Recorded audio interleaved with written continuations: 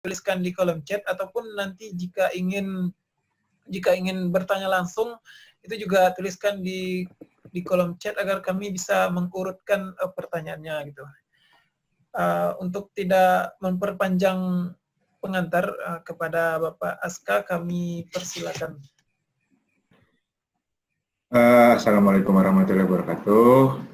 Waalaikumsalam. Semoga kita sehat semua ya masa pandemi ini. Ini saya berbagi sedikit sih sebetulnya mengenai geokimia dan apa aja kegunaannya. Kemudian juga banyak nanti bercerita tentang manifestasi panas bumi. Kemudian juga nanti model konseptual, dan ada dan juga di sini nanti parameter-parameter apa aja yang dijelaskan di sini.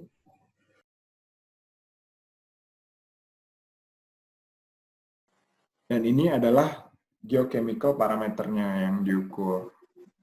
Ini umumnya sodium, chloride, kalsium, ini di brand ini. Rata-rata di Indonesia adalah dari zona reservoirnya itu memiliki chloride yang tinggi, saya bilang. Sodium juga tinggi. Ketika dia ketemu dengan terkondensasi, sulfatnya akan tinggi. Silikanya juga tinggi juga, tapi pada temperatur yang memang di bawah SSI atau Silica Saturation Index, silika itu tidak mengendap, boron juga. Nah, dari parameter tersebut akan dimasukkan ke segitiga trilinier ini. Nanti tim geokimia akan menginterpretasi, contohnya seperti ini. Oh, ada pergerakan dari chloride, atau kalau di sini kita bisa pakai untuk menentukan apakah si manifestasi tersebut atau sumur yang diambil datanya berasal dari reservoir yang sama. Ini namanya diagram BCLI. Jadinya diplot di sini. Oh, ini dari reservoir yang A loh, ini dari reservoir yang B. Jadi satu sistem geotermal bisa ada dua reservoir, atau bisa jadi jangan-jangan dua sistem yang berbeda. Nah, kemudian juga ini nanti dimasukkan juga ke sini. Nanti outflow-nya bakal seragam di sini. Dan ini adalah isotop. Atau nanti kita apakah memang si fluida dari geotermalnya ini bercampur dengan air permukaan atau dominan dari air bawah permukaan. Kalau semakin ke kanan, nanti dia dominan dari bawah permukaannya. Semakin kanan, semakin besar si delta oksigennya, atau oksigen 18. Ini adalah gas parameter. Dominan gas di geotermal sendiri adalah karbon dioksida. Itu sampai 90% bisa. kemudian diikuti oleh hidrogen sulfida, kemudian nanti ini metan, amonia, helium, argon, nitrogen, itu nanti mengikuti beda-beda sih memang, gantung. Ini bisa dipakai untuk geotermometer, brine dan gas bisa dipakai untuk geotermometer untuk menentukan temperatur di bawah permukaan, juga untuk menentukan sistem dari si reservoirnya ini, apakah 2 fasa, 1 fasa dari gas ini, dari gas yang diambil.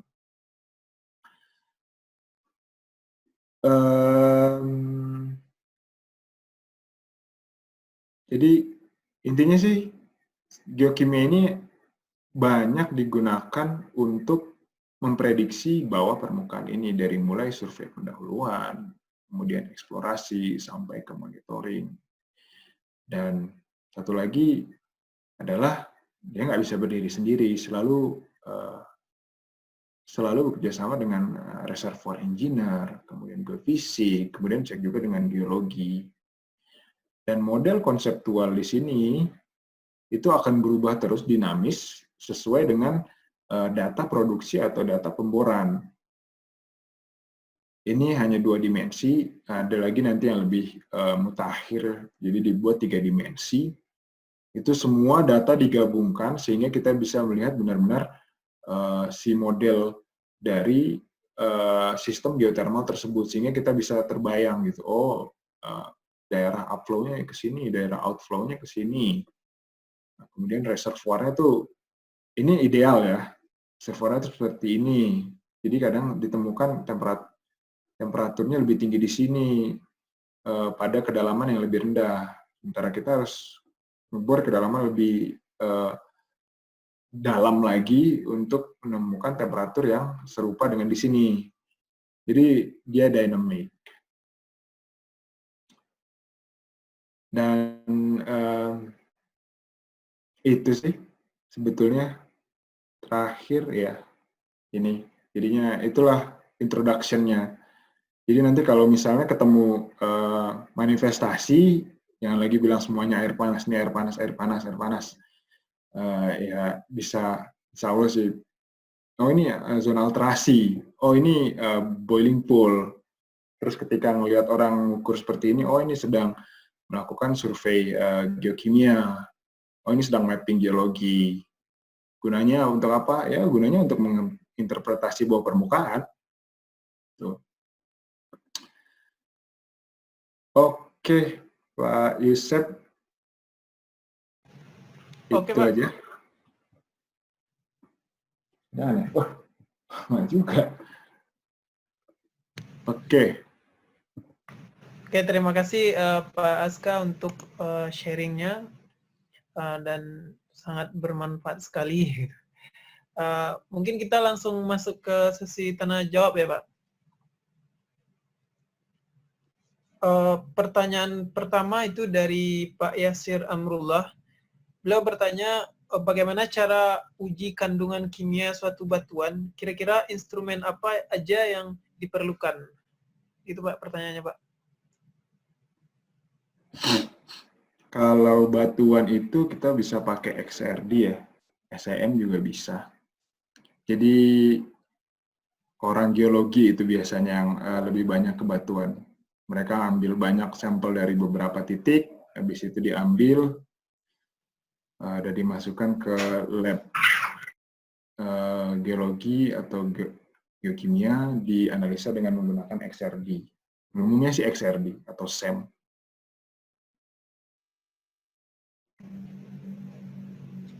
Baik Pak, saya rasa cukup. Kita lanjut ke pertanyaan kedua ya Pak.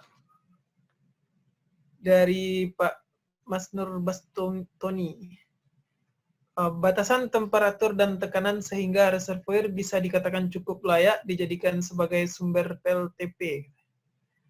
Terus pertanyaan kedua, umumnya untuk PLTP di Indonesia kedalaman berapa reservoirnya yang layak untuk PLTP?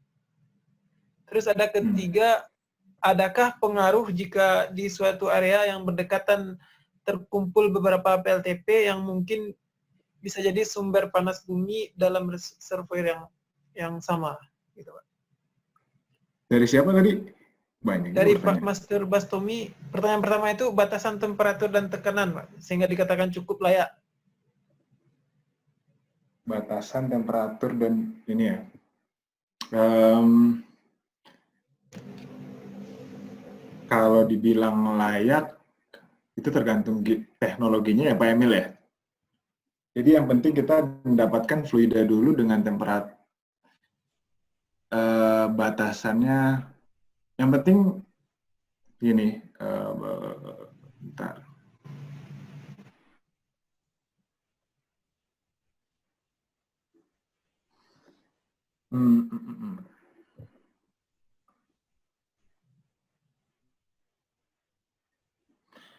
Ya, batasan layak dan nggak layak, sepertinya beragam ya. Jadi ketika kita eksplorasi, kemudian mendapatkan suatu sumur yang berhasil mengkolek atau mengalirkan fluida, itu kita lihat dulu sebetulnya si fluida itu bisa ngalir nggak selama seminggu konstan dengan temperatur dan juga tekanan yang cukup besar gitu kan. Jadi nggak bisa dibilang pressure dengan 2 bar mass flow-nya 50 kg per second nggak layak, nggak juga. Sekarang kan teknologinya ada juga yang bisa mutar mungkin 2 bar. Bisa nggak Pak Emil? 2 bar? Kalau 2 bar itu berarti temperatur di atasnya sekitar 140-an ya. Mungkin power plant yang bisa dibangun itu bukan yang tipe yang modular ya? Iya, bukan tipe double flash atau itu ya. Tapi mungkin yang binary yang pakai heat transfer Ya, yang betul. pakai metana atau pakai refrigeran ya. Mungkin. Ya, pakai isopentan. Ya, itu Ya, semacam itu. jadi kalau dibilang batasannya seperti itu, bahkan si manifestasi aja masih bisa dimanfaatkan gitu dengan sistem binary. Balik lagi ke harganya. Balik lagi ke harga yang ditawarkannya ini menarik atau enggak. Itu sebenarnya tantangannya. Kemudian pertanyaan kedua tadi apa? Umumnya untuk PLTP di Indonesia kedalaman berapa reservoirnya yang layak untuk PLTP? Masih kelayakan. Kedalamannya. Kedalaman layak ya. Itu orang pengeboran yang tahu, bukan layak nggak layak ya. Kita ketemu atau enggak, nanti pas ngebor itu nanti orang geologi itu nanti ngelihat dia. Dan ada 24 jam karena dia ngelihat mineral yang ada di dalamnya itu apa. Sehingga pas ketika dia dapat, oh ini mineral ini loh, mineral A. Oh ini udah berarti udah masuk zona reservoir nih. Kadang bisa sampai 600 sudah dapat di zona reservoir. Ya udah 600. Kadang kita perlu ngebor sampai ke kedalaman 3 kilo untuk mendapatkan reservoirnya itu. Tapi memang sudah diprediksi dari awal memang kedalaman 3 kilo gitu. Jadi memang sistematis sih jalannya, dari survei, habis itu dari geofisik, dari juga geokimianya, bahwa kedalaman segini udah reservoir loh. Jadi beragam, nggak bisa dibilang, bisa kadang-kadang 3 kilo ternyata temperaturnya nggak dapat. Hanya temperatur yang medium, 150. Jadi nggak dipatok ke kedalaman. Itu sih. Terus pertanyaan ketiga? Mungkin saya tambah. Ketiganya, Silakan Pak Emil. untuk yang kelayakan kedalaman sebuah sumur, ya seperti parameternya banyak ya, selain dari pressure, temperatur ya, dan juga ada berpori tidak di dalam kan. Kalau misalnya tidak berpori di dalam reservoir itu, fluida tidak bisa mengalir. Nah, gitu ya.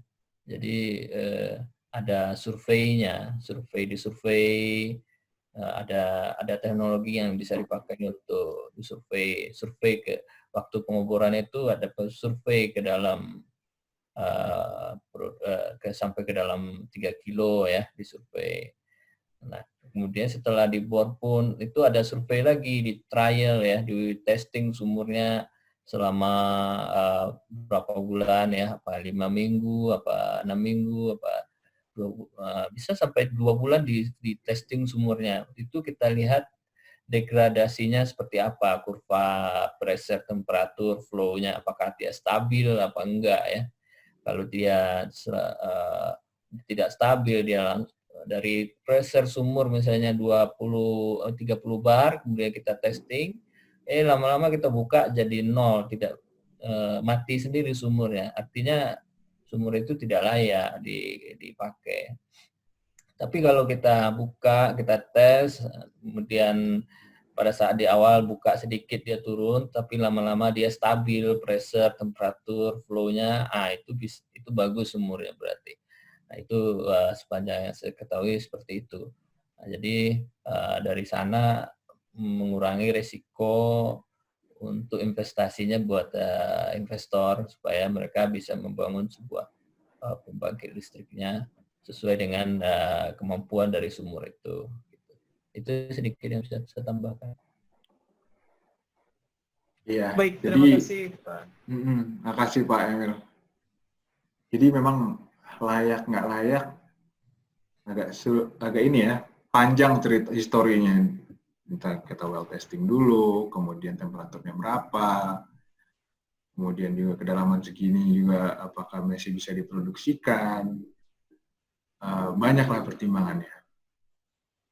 Oh ya, sorry Pak Yusuf. Untuk ini ya, adakah pengaruh jika di suatu area yang berdekatan terkumpul ini ya? Iya Pak, Ya. terkumpul beberapa PLTP yang mungkin reservoirnya itu sama gitu Pak, sumbernya.